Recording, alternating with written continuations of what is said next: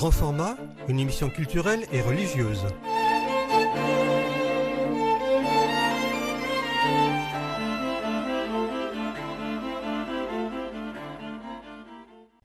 Bonjour, vous êtes sur votre radio chrétienne pour écouter votre émission Grand format. Aujourd'hui, une conférence enregistrée le 27 novembre 2024 dans l'église Saint-Donatien de Nantes. Le père Michel Fédoux, jésuite, nous parle du concile de Nicée qui a eu lieu en l'an 325 et qui est considéré comme un tournant majeur dans l'histoire du christianisme. Qui est l'homme Jésus? Comment est-il un avec Dieu? En définissant l'unité du Christ avec le Père, ce concile a joué un rôle crucial dans la formation de la doctrine chrétienne sur la Trinité. À l'origine, ce concile devait être un moyen pour résoudre les disputes théologiques existantes à cette époque au sein de l'Église. Nous écoutons. Bonsoir à tous, à toutes. Je voudrais d'abord remercier chaleureusement la communauté du Chemin Neuf qui m'a invité à donner une conférence ce soir ici sur le concile de Nicée. L'année 2025, en effet, est l'occasion de commémorer le premier concile œcuménique de l'histoire de l'Église. Ce concile qui s'est tenu à Nicée qui se trouve à peu près 80 km au sud-est de l'actuel Istanbul, en Turquie. Ce concile de Nicée de l'année 325, qui est surtout connu pour son credo, son symbole de foi, même s'il a aussi produit un certain nombre de décrets liturgiques, pastoraux, disciplinaires. Lors de la célébration dominicale, nous sommes habitués à réciter le credo. Souvent, c'est le symbole des apôtres, qui était pour l'essentiel le credo de l'Église de Rome dans l'Église ancienne, mais parfois aussi nous récitons un credo plus long. On l'appelle le credo de Nicée-Constantinople. Et en fait, la plus grande partie de ce credo remonte précisément au concile de Nicée. Simplement, il y a quelques formules, notamment ce qui est dit à propos de l'Esprit Saint, qui ont été ajoutées après coup par un autre concile œcuménique, le concile de Constantinople en 381. C'est pour ça qu'on parle du concile du symbole de Nicée-Constantinople. Mais je vais m'en tenir ce soir au credo de Nicée, au symbole de foi tel qu'il a été promulgué par ce concile de Nicée en 325, puisque c'est précisément ce concile que nous allons commémorer en 2025. Les évêques de France viennent justement d'adresser une lettre aux catholiques le 10 novembre dernier, à l'occasion du jubilé de 2025, ce jubilé qui était voulu par le pape François. Mais les évêques de France ont adressé aussi cette lettre à l'occasion de l'anniversaire du concile de Nicée.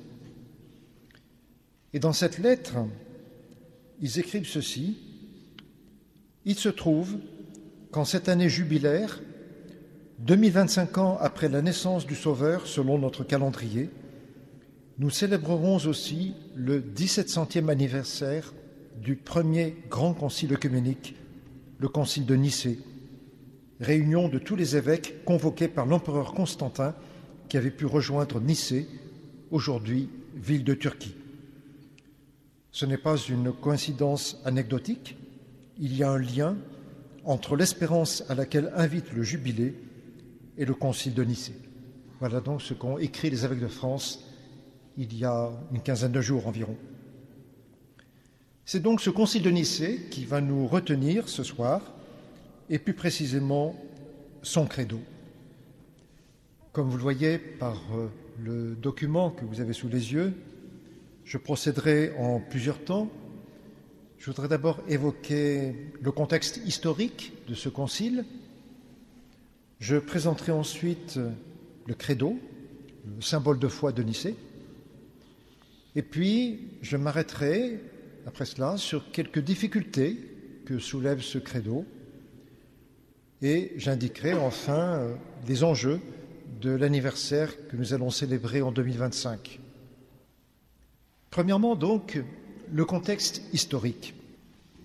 Il faut faire ici un petit détour il faut se reporter au passé, un passé déjà lointain. Il faut se reporter au IVe siècle.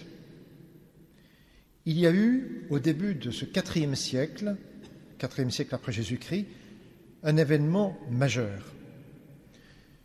Jusque-là, au IIe siècle, au IIIe siècle, le christianisme n'était pas reconnu dans l'Empire romain. Il n'était pas reconnu autour du bassin méditerranéen. Et même, à certains moments, il y avait des persécutions. Par exemple, des persécutions dont étaient victimes Donatien et Rogatien, Saint Donatien et Saint Rogatien. Peut-être, justement, à l'époque de la persécution infligée par l'empereur Dioclétien au début du IVe siècle, ou peut-être un peu plus tôt. Mais en 312, il y a eu un événement inattendu, la conversion de l'empereur Constantin. Constantin est devenu chrétien. Et à la suite de cela, il a promulgué un édit, on l'appelle l'édit de Milan, un édit très important qui manifestait la tolérance de l'Empire vis-à-vis de toutes les religions, et donc entre autres vis-à-vis du christianisme. Un édit de tolérance. Alors, on pourrait dire, du coup, tout allait bien pour le christianisme, tout allait bien dans le meilleur des mondes. Sauf que, durant ce début du IVe siècle, alors même que la situation du christianisme dans l'Empire s'était beaucoup améliorée, grâce à cette conversion de Constantin et grâce à cet édit de Milan, il y a eu une très grave crise qui s'est déclenchée à l'intérieur même de l'Église. Une crise interne à la chrétienté. C'est ce qu'on appelle la crise arienne. On l'appelle la crise arienne parce qu'elle a été déclenchée par un prêtre d'Alexandrie, de la banlieue d'Alexandrie, qui s'appelait Arius. De quoi s'agissait-il? Quelle était cette crise? Eh bien, vers l'année 318 environ, ce prêtre d'Alexandrie, nommé Arius, prêchait une doctrine que l'on a souvent résumée par la formule suivante: il y a eu un temps où le Fils de Dieu n'était point. Bien sûr, pour ce prêtre Arius, le Fils de Dieu était supérieur aux autres humains, supérieur aux créatures. Mais pour Arius, le Fils de Dieu n'était pas vrai Dieu, il n'était pas éternel. Or, l'évêque d'Arius, qui s'appelait Alexandre, l'évêque d'Alexandrie donc, s'opposa à cette doctrine d'Arius en disant « Non, il faut se rappeler le début de l'évangile de Jean. Au début de l'évangile de Jean, il est dit « Au commencement était le Verbe, et le Verbe était auprès de Dieu, et le Verbe était Dieu. » Et bien sûr, un jour du temps, le Verbe s'est fait chair. Il a demeuré parmi nous. Mais ce Verbe de Dieu qui s'est incarné, ce Verbe de Dieu qui s'est fait chair, il était de toute éternité avec Dieu, il était Dieu. Une opposition, donc, entre le prêtre Arius et l'évêque Alexandre. Pour Arius, le Fils de Dieu est une créature, supérieure aux autres, certes, mais néanmoins une créature, tandis que pour l'évêque Alexandre, le Fils de Dieu est éternel, il est éternellement engendré par Dieu le Père, il est vraiment Dieu, il est vrai Dieu. Alors, l'évêque Alexandre demanda à Arius de renoncer à sa doctrine. Mais Arius refusa. Et Arius chercha un certain nombre d'appuis parmi les évêques d'Égypte, mais aussi parmi les évêques de Syrie, de Palestine, et il obtint d'ailleurs un certain nombre d'appuis. Après un certain nombre de péripéties, l'empereur Constantin, qui était soucieux de la paix et de l'unité dans son empire, l'empereur Constantin décida d'intervenir lui-même. Et comme les premiers efforts de conciliation ne parvenaient pas à aboutir, l'empereur Constantin décida finalement de convoquer un concile en 325 et il convoqua ce concile dans la ville de Nicée, cette ville qui s'appelle aujourd'hui Iznik, je disais tout à l'heure, donc à l'est, sud-est de la ville de l'actuel Istanbul. Il convoqua ce concile dans la ville de Nicée parce que Nicée, à cette époque, c'était le lieu de la résidence de l'empereur, la résidence impériale. Et donc, des évêques vinrent se réunir au mois de mai 325 dans cette ville de Nicée. Le concile commença exactement le 20 mai 325. D'après les sources anciennes, ce concile réunit beaucoup de monde, 250 participants, ou même 300, peut-être même un peu plus. D'après l'évêque Hilaire de Poitiers, il y aurait eu 318 évêques, en tout cas 318 participants, parce qu'il n'y avait pas que des évêques. Les participants de ce concile de Nicée venaient eux-mêmes de régions très diverses. Bien sûr, il y avait surtout des évêques venant d'Orient, d'Égypte, de Palestine et d'autres pays d'Orient, mais il y avait aussi des évêques, quelques évêques qui venaient d'Occident. Et c'est pourquoi ce concile de Nicée est présenté comme le premier concile œcuménique de l'histoire de l'Église. Auparavant, il y avait déjà eu des synodes ou des conciles dans telle ou telle région. Mais le concile de Nicée, c'est le premier concile de l'histoire de l'Église auquel ont participé à la fois des évêques venus d'Orient et des évêques venus d'Occident. Concile œcuménique, le premier de l'histoire de l'Église. Et c'est ce concile de Nicée qui adopta le célèbre credo, le célèbre symbole de foi dont j'avais parlé. Et il prit aussi un certain nombre de décisions d'ordre législatif ou pastoral. Je voudrais vraiment revenir sur ce point. Ce concile de Nicée, c'est le premier concile œcuménique de l'histoire de l'Église, parce que c'est quelque chose de très grande portée pour nous. De très grande portée. Parce que, bien sûr, auparavant, certains conciles avaient déjà pris des décisions, et pour la première fois, un concile représentait, symboliquement au moins, des participants venus d'un certain nombre de régions, à la fois de l'Occident et de l'Orient. Il est vrai qu'aujourd'hui, on remarque, on fait valoir que peut-être la convocation du concile de Nicée répondait avant tout à un désir politique. L'empereur Constantin avait le souci de l'unité au sein de l'Empire. Il y a une part de vérité dans cette remarque. Mais en même temps, les évêques qui participaient à ce concile de Nicée ne répondaient pas simplement à une demande de l'empereur. Leur motivation profonde, quant à eux, c'était de parvenir à un consensus entre chrétiens. Puisque la chrétienté était en train de se diviser à cause de cette doctrine formulée par le prêtre Arius, les évêques avaient à cœur de retrouver l'unité. Ils voulaient faire corps pour que l'on puisse parvenir à un consensus au sujet de l'identité du Christ. Toujours sur votre radio chrétienne, vous écoutez Grand Format. Aujourd'hui, une conférence enregistrée le 27 novembre 2024 dans l'église Saint-Donatien de Nantes. Le père Michel Fédoux, jésuite, nous parle du concile de Nicée.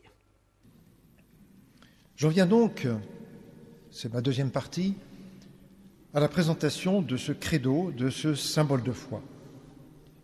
Je commence par le lire, vous avez le texte sur le document.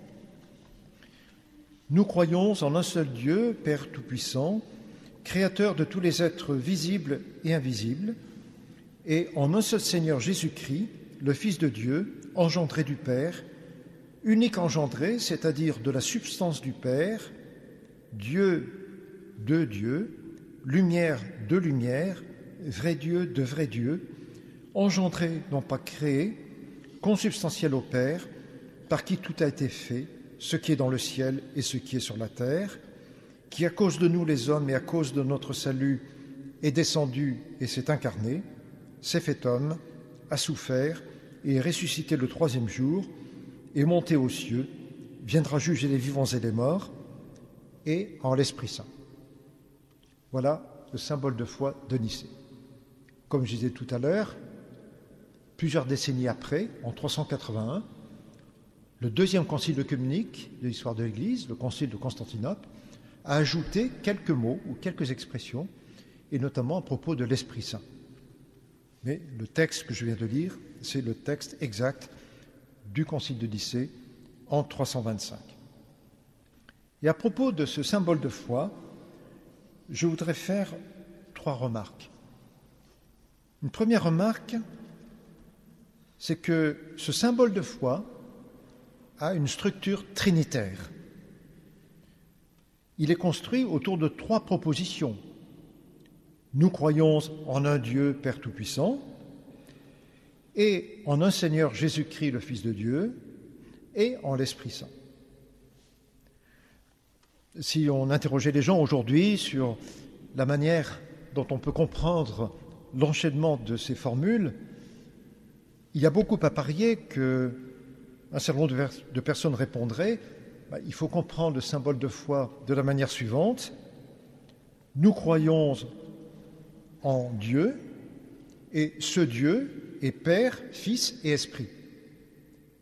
Mais en fait, ce n'est pas le sens exact du symbole de foi. Il faut plutôt comprendre le symbole de la manière suivante. Nous croyons en un Dieu Père et en un Seigneur Jésus-Christ et en l'Esprit Saint. En d'autres termes, on n'a pas affaire à une affirmation première ou préalable sur la nature divine, un Dieu, qui serait ensuite suivie d'une profession de foi portant sur le Père, le Fils et l'Esprit Saint. Mais il faut comprendre que d'entrée de jeu, la structure de ce credo est une structure trinitaire. En fait, le symbole de Nicée reprend le langage qui était le plus souvent celui du Nouveau Testament. Dans le Nouveau Testament, le mot Dieu désigne généralement le Père. Et précisément, le concile de Nicée s'exprime de la même manière. Nous croyons en un seul Dieu Père et en Jésus-Christ et en l'Esprit Saint. Donc, nous ne sommes pas en présence d'une présentation statique, si je puis dire, de Dieu, une présentation statique de la Trinité. Nous sommes plutôt en présence d'une conception dynamique de la divinité à sa source dans le Père, en Dieu le Père, et de cette divinité, de cette source qu'est le Père, jaillit le Fils et procède l'Esprit Saint. Alors cette remarque me semble importante, structure trinitaire du credo, parce qu'elle aide à répondre à une difficulté, une objection que l'on entend parfois. Comment concilier 1 et 3 ? La doctrine de la Trinité. Comment peut-on dire à la fois qu'il y a un seul Dieu et puis 3 personnes, le Père, le Fils et l'Esprit Saint ? Comment concilier 1 et 3 ? En fait, à la lumière du Concile de Nicée, nous comprenons qu'il ne s'agit évidemment pas de dire que 1 égale 3. Il n'y a pas à comprendre 1 et 3 comme 2 chiffres juxtaposés. Il faut plutôt comprendre qu'il y a un seul Dieu Père qui se donne en son Fils et par l'Esprit. Un seul Dieu Père qui se donne en son Fils et par l'Esprit, conformément à ce qui est révélé dans les Évangiles, ou plus largement dans le Nouveau Testament. Deuxième remarque, la pointe du symbole de Nicée, c'est d'affirmer contre Arius et contre ses partisans que Jésus-Christ n'est pas une simple créature, mais qu'il est vrai Dieu. Vrai Dieu de vrai Dieu. Comprenons, vrai Dieu né du vrai Dieu. Il est vraiment Fils de Dieu. Le Concile de Nicée ne dit pas simplement que Jésus-Christ est Dieu né de Dieu, mais il insiste, il dit vrai Dieu né du vrai Dieu. Autrement dit, Jésus-Christ n'est pas simplement un homme divin. Jésus-Christ n'est pas simplement un homme extraordinaire ou une créature supérieure. Jésus-Christ est vraiment l'Emmanuel, Dieu parmi nous. Il vient de Dieu. il est né de Dieu. Il est engendré, non pas créé. Il n'est pas simplement une créature supérieure aux autres. Non, il est vraiment, dans son humanité même, vrai Dieu, vraiment fils de Dieu. Certes, il est né de la Vierge Marie, un jour du temps, mais celui qui est ainsi né d'une femme, né de la Vierge Marie, n'est autre que Dieu même, Dieu parmi nous. Il n'est autre, pour parler comme l'évangile de Jean, que le Verbe de Dieu qui s'est fait chair. Et pour dire cela, le Concile de Nicée recourt, entre autres, à une image. Il est lumière née de la lumière. Le Christ est lumière née de la lumière. Mais il recourt aussi à des concepts. Il dit en effet, le Christ est unique engendré, fils unique, c'est-à-dire de la substance du Père. De la substance du Père. Et le Concile de Nicée ajoute un mot difficile, il est consubstantiel au Père. Je reviendrai bientôt sur cette expression. Donc, deuxième remarque, l'affirmation de Jésus comme étant non pas une simple créature, fut-elle supérieure, mais vraiment fils de Dieu. Troisième remarque enfin, on pourrait craindre que l'insistance sur la divinité du Christ ne relègue à l'arrière-plan l'affirmation de son humanité. Or, quand même, quand on lit les évangiles, c'est bien l'humanité du Christ qui nous frappe d'abord, son extraordinaire humanité. Mais cette crainte doit être dissipée, parce que justement, le Concile de Nicée ne se contente pas de dire que Jésus-Christ est vrai Dieu, né du vrai Dieu, mais dans la suite du texte, il dit bien que le Fils de Dieu, à cause de nous les hommes et à cause de notre salut, est descendu et s'est fait homme, et qu'il a souffert, et qu'il est ressuscité le troisième jour. Autrement dit, le Concile de Nicée ne dit pas simplement que le Christ est le Fils unique de Dieu, mais il dit que lui, le Fils de Dieu, nous a précisément rejoints dans notre humanité et qu'il a même connu la mort à cause de nous, c'est-à-dire pour nous, en notre faveur. Voilà en quelque sorte les trois enseignements fondamentaux de ce symbole de foi de Nicée. Sur l'Esprit Saint, le texte est extrêmement bref, il ne précise rien. Encore une fois, c'est le Concile de Constantinople, plusieurs décennies après, qui ajoutera quelques mots en disant que l'Esprit Saint, lui aussi, est Seigneur et qu'avec le Père et le Fils, il reçoit même adoration et même gloire. Ayant essayé ainsi d'expliquer le sens du symbole de Nicée, je n'ignore pas pour autant que ce texte présente certaines difficultés. Et je voudrais donc, dans un troisième temps, évoquer ces difficultés et montrer comment il est possible d'y répondre. Une première difficulté qui tient au fait que le symbole de Nicée emploie quelques mots compliqués, quelques mots difficiles. Il dit en effet que le Christ est de même substance que le Père. Et il introduit un mot philosophique, le mot consubstantiel, en grec homoousios, c'était un mot vraiment emprunté à la philosophie grecque de l'époque. C'est un mot qu'on ne trouvait pas dans l'Écriture sainte.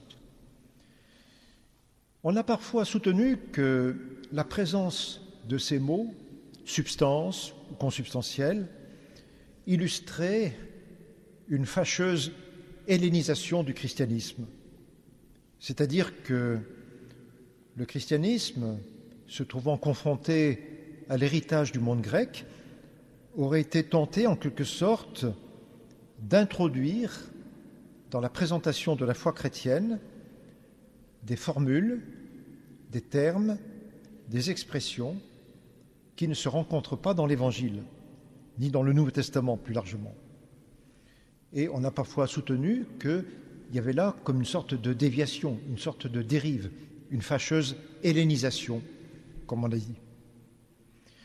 Or, face à cette difficulté ou face à cette objection, il est important de souligner d'abord que ces expressions de même substance que le Père, ou consubstantielles au Père, certes, elles relèvent d'un autre langage que le langage de l'Écriture sainte, mais en réalité, elles se veulent simplement la traduction ou la transcription de ce qui est dit par Jésus lui-même dans l'Évangile.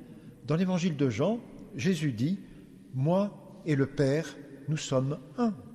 Moi et le Père, nous sommes un. » Unité radicale du Fils et du Père. Eh bien, c'est justement ce que le Concile de Nicée a voulu exprimer pour des gens qui connaissaient le grec, et il a employé pour cela un mot technique de la langue philosophique des Grecs, le mot homoousios, consubstantiel. Et surtout, il importe de reconnaître que même s'il y a eu effectivement l'utilisation de deux mots qui ne figurent pas dans les évangiles, le mot substance et le mot consubstantiel, en réalité, par l'utilisation même de ces mots, le Concile de Nicée a voulu exprimer une nouveauté essentielle de la foi chrétienne. Et qu'est-ce que c'est cette nouveauté essentielle?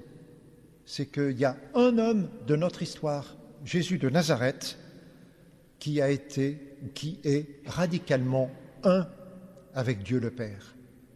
Ça, nulle part on ne l'avait dit dans le monde grec ancien, ni dans le monde latin ancien. Et donc, si le Concile de Nicée a utilisé des mots empruntés à la langue philosophique des Grecs, c'est pour dire en réalité quelque chose que la philosophie ancienne n'avait jamais dit, à savoir que cet homme, Jésus de Nazareth, est vrai Dieu, qu'il est radicalement uni à Dieu.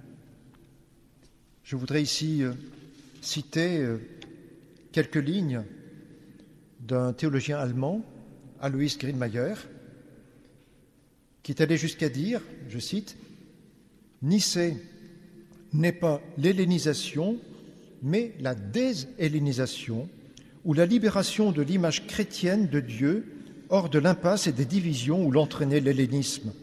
Ce ne sont pas les Grecs qui ont fait Nicée, c'est Nicée qui a surmonté les philosophes grecs. » Bien sûr, il y avait une forme d'hellénisation puisqu'on a recouru à des mots techniques de la langue grecque, mais en réalité, à travers cela, c'est bien une déshellénisation qui s'opérait, puisque par le moyen de ces termes empruntés à la langue grecque, les évêques de Nicée ont finalement dit quelque chose qui est le propre de la révélation chrétienne.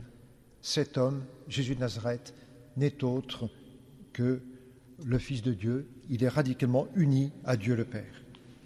Et j'ajoute une réflexion complémentaire, c'est que, avec le recul, 1700 ans après, on peut reconnaître que l'utilisation de ce mot technique consubstantiel par les évêques de Nicée est comme un exemple de ce qu'on appelle l'inculturation. Les évêques au IVe siècle raisonnaient dans le contexte d'un monde qui avait été façonné par la culture grecque, et donc ils ont essayé de trouver dans cette culture des termes parlants pour leurs destinataires, pour leurs lecteurs.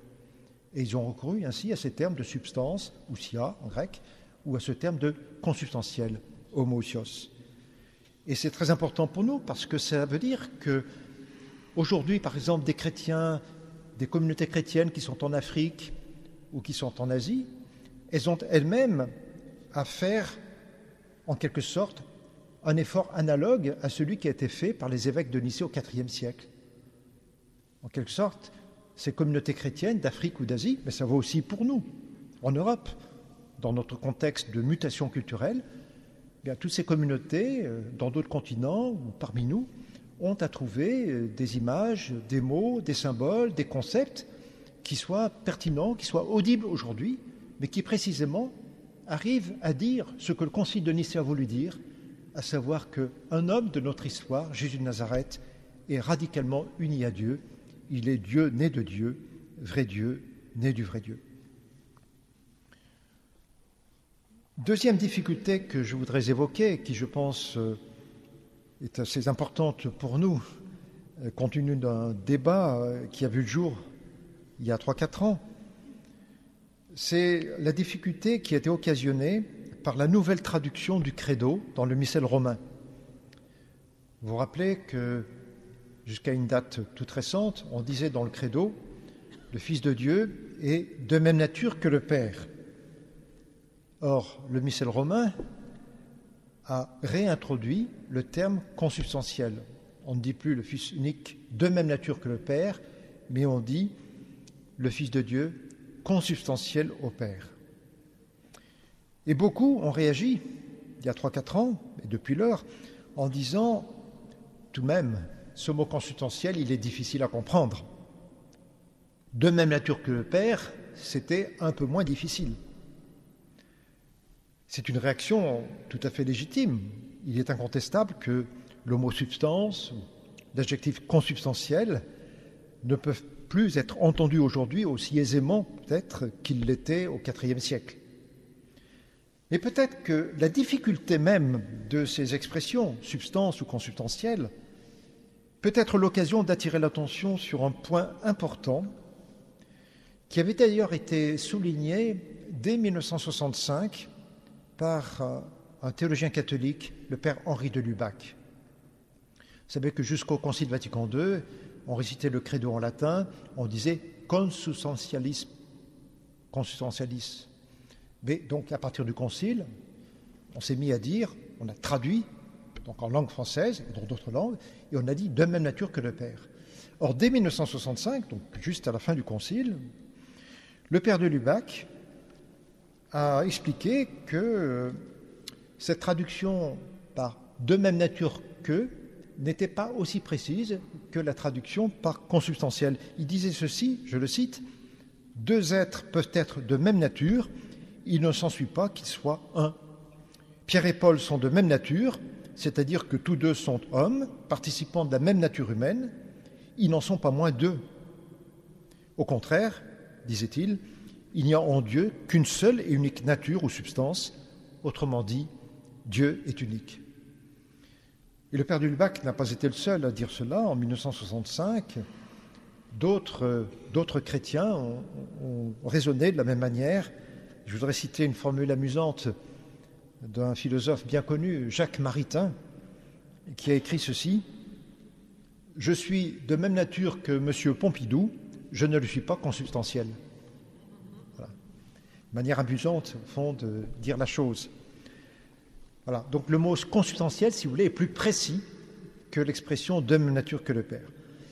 Alors, attention, ça ne veut pas dire que nous nous soyons égarés pendant 40 ans ou plus en disant de même nature que le Père.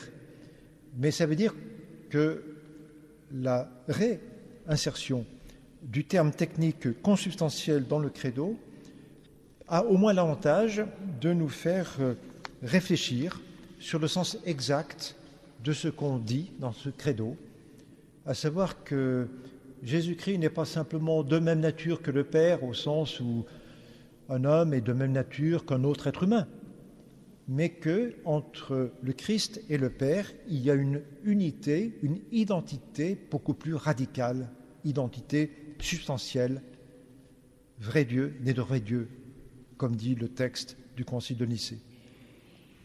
Il y a eu d'ailleurs d'autres propositions pour traduire ce mot consubstantiel, en particulier une commission qui était chargée d'élaborer une traduction œcuménique du symbole de Nicée-Constantinople, de même qu'il y a une traduction œcuménique du Notre Père, nous le savons. Bien, il y a une commission qui a été chargée d'élaborer une traduction œcuménique du credo de Nicée-Constantinople, et cette commission a proposé que l'on dise « Le Fils de Dieu est un seul être avec le Père ». Un seul être avec le Père. C'est une traduction intéressante, qui est peut-être moins difficile à entendre que le terme consubstantiel. Alors, elle n'a pas été retenue par le missel romain, mais c'est une traduction qui, par contre, peut être utilisée dans le cadre de certaines célébrations œcuméniques. J'en viens à une troisième difficulté, une troisième difficulté que l'on peut résumer de la manière suivante. Est-ce qu'il n'y a pas, avec le credo de Nicée, le risque d'atténuer, voire même d'occulter, la reconnaissance de la véritable humanité du Christ? Autrement dit, en insistant pareillement sur l'unité, sur l'identité substantielle du Fils de Dieu et de son Père, est-ce qu'on ne risque pas de porter atteinte à l'affirmation de la véritable humanité du Christ? En fait, j'ai déjà commencé à répondre à cette difficulté en attirant l'attention sur le fait que le symbole de Nicée ne se contente pas de parler du Fils de Dieu consubstantiel au Père, mais que, par la suite, il ajoute « Le Fils de Dieu, pour nous les hommes et pour notre salut, est descendu, il s'est incarné, il s'est fait homme. » Donc l'humanité du Christ n'est pas oubliée, elle est bien prise en compte. Et d'ailleurs, un siècle après le concile de Nicée, au 5e siècle, en 451, un autre concile œcuménique, le concile de Chalcédoine, complétera la formule du concile de Nicée, consubstantiel au Père, par une autre formule, consubstantielle à nous quant à l'humanité. Donc le Fils de Dieu est bien consubstantiel à Dieu le Père, quant à sa divinité, mais le même Fils de Dieu est en même temps de même substance que nous quant à son humanité. Donc l'affirmation de l'identité substantielle du Fils de Dieu et de son Père ne met pas en cause l'affirmation de sa véritable humanité. Et on peut même aller plus loin. C'est justement l'insistance sur l'identité substantielle du Fils de Dieu et de son Père, c'est l'insistance sur l'unité radicale du Fils de Dieu et de son Père qui aide à réaliser d'autant plus l'inouï du mystère de l'incarnation. Rappelons-nous l'hymne de l'Épître aux Philippiens. Le Fils de Dieu, bien que de condition divine, n'a pas considéré comme une proie d'être l'égal de Dieu. Il n'a pas retenu jalousement l'égalité avec Dieu, mais il s'est dépouillé, prenant la condition de serviteur. Et c'est là, sans doute, un enjeu capital du credo de Nicée. Bien sûr, ce serait déjà beaucoup de dire que Jésus-Christ est un être extraordinaire, un homme tout à fait exceptionnel. Mais c'est encore plus fort de dire que cet homme est Fils de Dieu, parce que du coup, ça fait réaliser d'autant plus l'inouï de l'incarnation.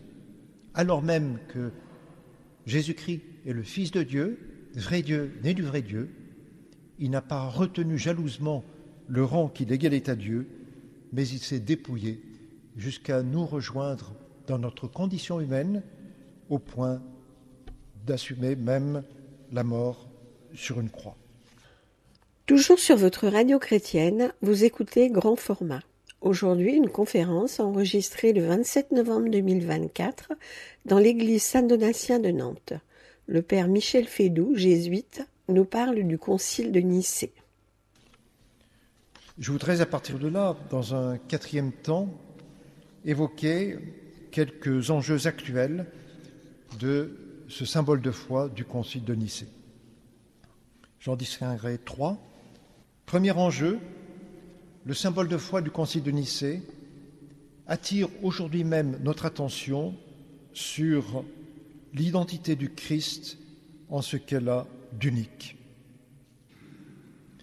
Parce qu'il y a toujours pour nous la tentation de croire que Jésus est seulement un homme supérieur, un homme exceptionnel ou un demi-dieu. Or, le Concile de Nicée nous dit que Jésus-Christ est, dans son humanité même, le Fils unique de Dieu. Je voudrais citer, pour illustrer cela, un passage de la lettre des évêques de France dont je parlais tout à fait au début, cette lettre datée du 10 novembre dernier.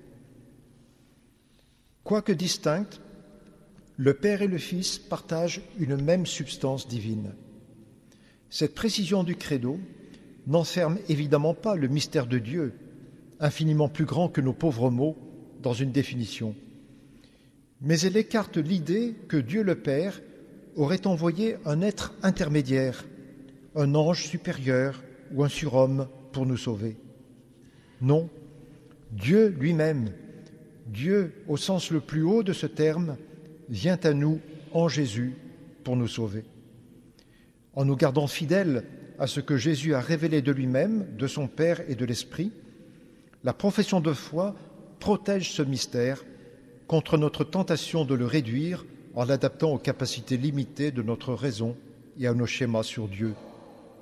Il ne s'agit donc pas d'une pure querelle de mots, il en va de la vérité de notre foi et donc de la vérité de notre salut. » Fin de citation. Voilà donc un premier enjeu.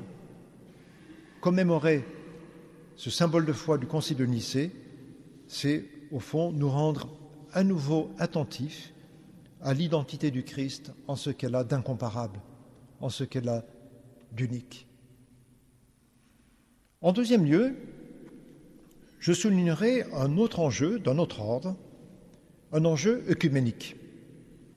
Le Concile de Nicée, comme d'ailleurs les conciles œcuméniques qui ont suivi pendant le premier millénaire, le Concile de Nicée est un concile antérieur aux divisions qui ont eu lieu au XIe siècle entre les latins et les grecs, le schisme entre les grecs et les latins, et a fortiori, le Concile de Nicée est très antérieur aux divisions du XVIe siècle entre catholiques et protestants. Les chrétiens de diverses églises, qu'ils soient catholiques, orthodoxes, protestants, anglicans, partagent tous la foi qui est celle du Concile de Nicée. Il y a là un patrimoine commun. Et donc, la commémoration du Concile de Nicée peut être une occasion privilégiée de reconnaître notre adhésion à cette foi commune. Bien sûr, ça ne va pas résoudre toutes les divergences qui demeurent entre catholiques, anglicans, protestants, orthodoxes. Mais c'est un point essentiel.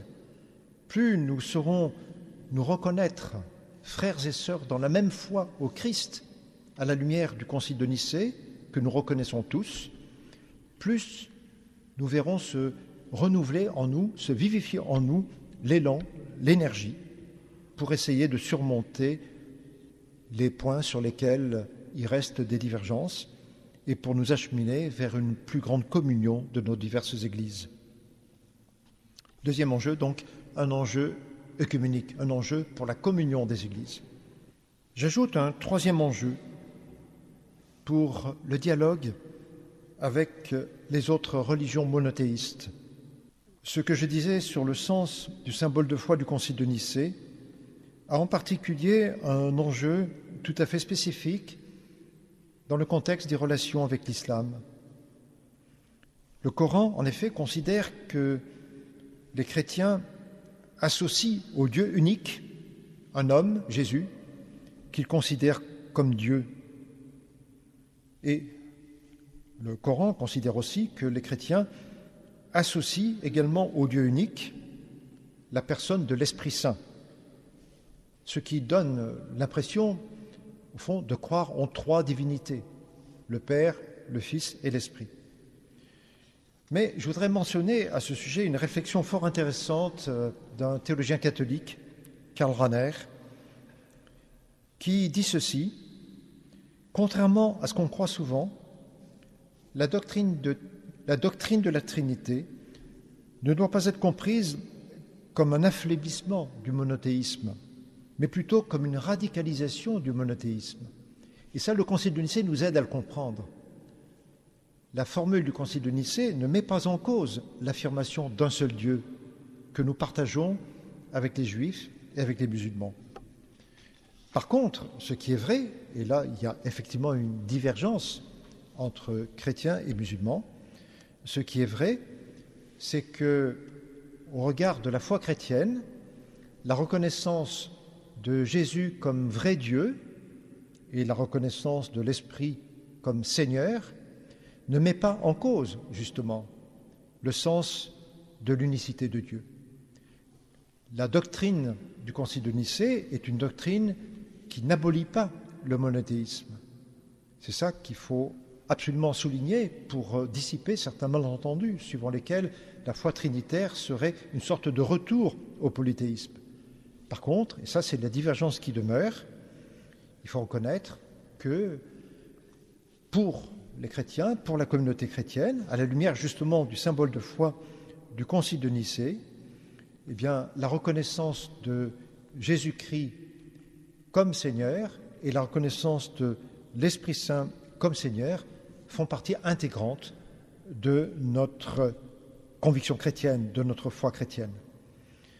Alors, il ne s'agit pas d'attendre du symbole de Nicée qui permette de surmonter les divergences qui demeurent entre le christianisme et l'islam, mais ce serait déjà beaucoup si le symbole de Nicée, correctement interprété, permettait d'écarter le malentendu selon lequel la foi chrétienne juxtaposerait en quelque sorte l'affirmation de l'unité et l'affirmation de la Trinité. Ce serait déjà beaucoup si une interprétation correcte du symbole de foi de Nicée aidait à retrouver cette conception dynamique de la divinité dont je parlais tout à l'heure, la conception dynamique de la divinité qui jaillit du Père et qui se répand tout entière dans le Fils et dans le Saint-Esprit. Il faudrait ajouter que le Concile de Nicée, outre ce symbole de foi que j'ai commenté, que j'ai essayé d'éclairer, le Concile de Nicée est aussi intervenu sur d'autres points. Et il y a un point en particulier très très intéressant, c'est la question concernant la date de Pâques. Il se trouve que, par chance, l'année prochaine, les catholiques et les protestants célébreront Pâques le même jour que les orthodoxes.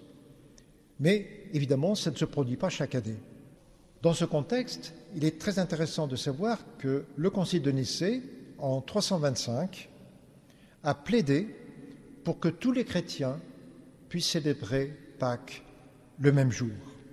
Le décret de Nicée dit ceci: « Nous vous annonçons la bonne nouvelle de l'accord réalisé sur la Sainte Pâque, parce que, grâce à vos prières, cette question aussi a été réglée. Tous les frères de l'Orient, qui auparavant célébraient avec les Juifs, c'est-à-dire suivaient le calendrier de la Pâque juive, seront désormais fidèles à célébrer la Pâque en accord avec les chrétiens de Rome, avec vous et avec nous tous, qui le faisions depuis le début avec vous. » Le Concile de Nicée s'est prononcé en faveur d'une date commune pour la célébration de Pâques. Malheureusement, ça n'a pas eu beaucoup d'effet, parce que dans les siècles qui ont suivi, les églises se sont divisées sur la manière de calculer la date de Pâques, ce qui explique qu'aujourd'hui encore, eh bien, nous avons précisément des calendriers différents et que nos dates de la Pâque ne coïncident pas chaque année. Mais dans cette situation même, il est tout à fait intéressant de retrouver ce texte du Concile de Nicée, parce qu'à travers ce plaidoyer du Concile de Nicée pour une date commune de la Pâque chrétienne, on sent en fait l'expression d'une aspiration profonde à la communion des églises. Pouvoir célébrer Pâques le même jour entre disciples du Christ, au fond, ce serait une manière de manifester notre communion, c'est-à-dire notre adhésion fondamentale à la même foi au Dieu Père, Fils et Esprit. Le Concile de Nicée a aussi produit un certain nombre de décrets, par exemple des décrets sur la structure de l'Église.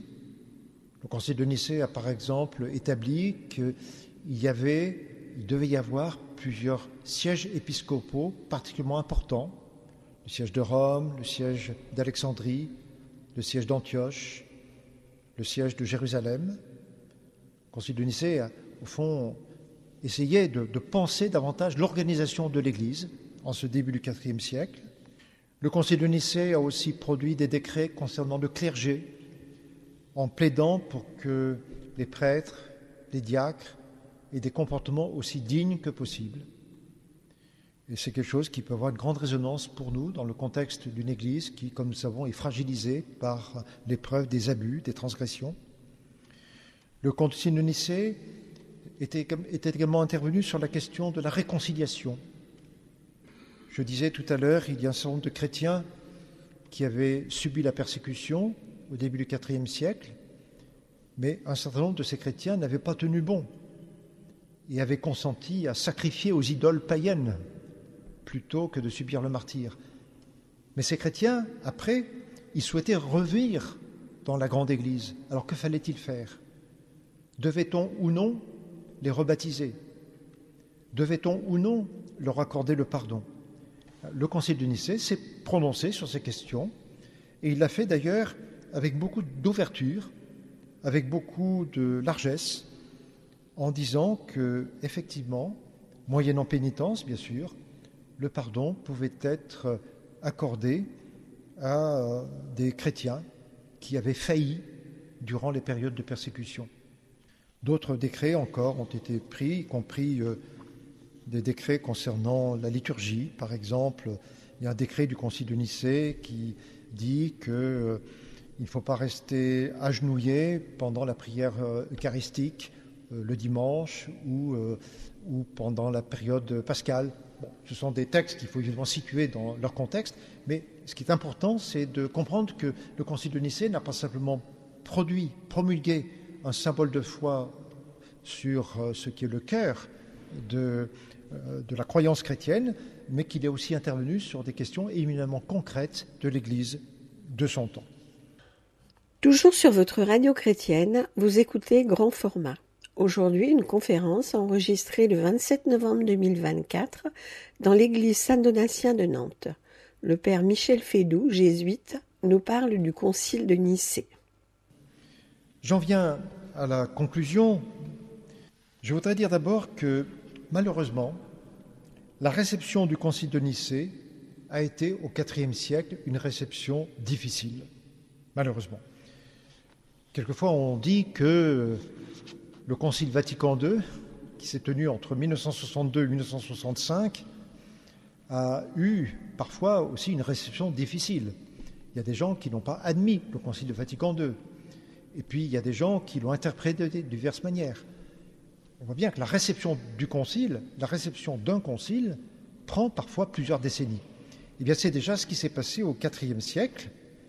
La réception du Concile de Nicée a été difficile parce que un certain nombre d'évêques pensaient que le Concile de Nicée était allé trop loin en parlant du Fils de Dieu comme consubstantiel au Père.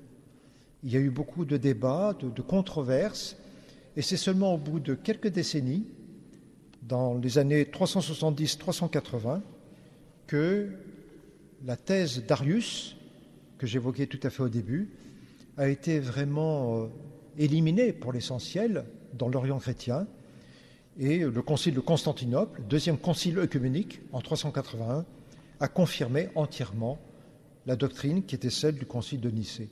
Par contre, en Occident, la doctrine d'Arius a survécu plus longtemps, jusqu'au 8e, 9e siècle. Mais on peut dire qu'en Orient, la crise arienne était pour l'essentiel surmontée à la fin du IVe siècle. Je reviens, pour finir, sur le symbole de foi de Nicée. C'est un symbole qui, certes, a été élaboré en réponse à une erreur doctrinale du IVe siècle, d'un siècle fort ancien.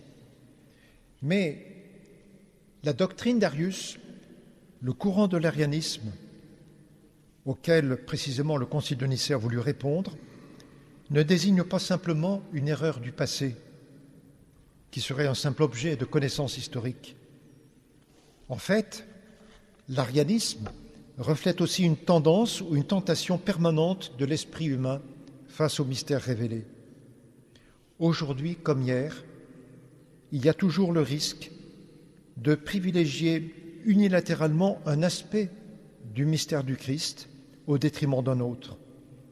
En l'occurrence, il y a toujours, aujourd'hui comme hier, le risque de perdre de vue la reconnaissance de ce qui fait l'identité unique de Jésus-Christ comme vrai Dieu, né du vrai Dieu.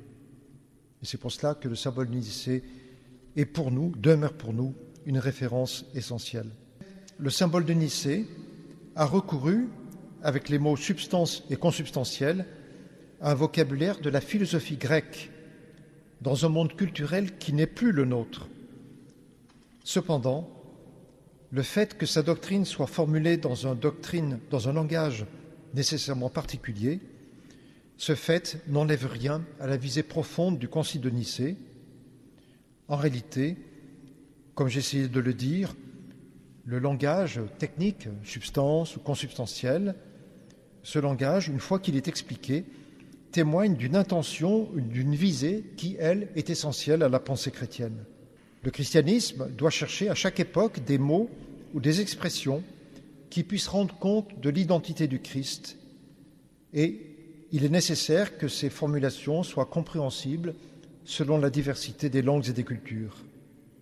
Mais justement, les chrétiens ne peuvent faire cet effort de traduction que s'ils ont le souci d'honorer la préoccupation qui était celle du Concile de Nicée, à savoir tenir que le Fils de Dieu n'est pas une simple créature, mais qu'il est vrai Dieu, engendré, non pas créé.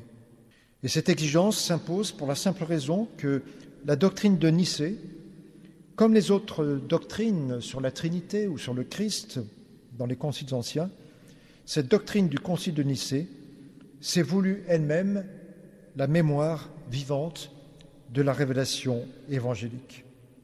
Je le rappelais tout à l'heure, Jésus disait dans l'évangile de Jean, « Moi et le Père, nous sommes un ». Et c'est cela, c'est cette vérité, la vérité de cette parole de Jésus que le Concile de Nicée a voulu préserver et sauvegarder à l'encontre de la doctrine de l'arianisme. Là même où le symbole de Nicée s'est écarté du langage scripturaire en introduisant un mot philosophique comme le mot consubstantiel, il n'a fait appel à ce mot nouveau que pour traduire dans un langage compréhensible pour les gens de l'époque la révélation qui avait été transmise par le Nouveau Testament.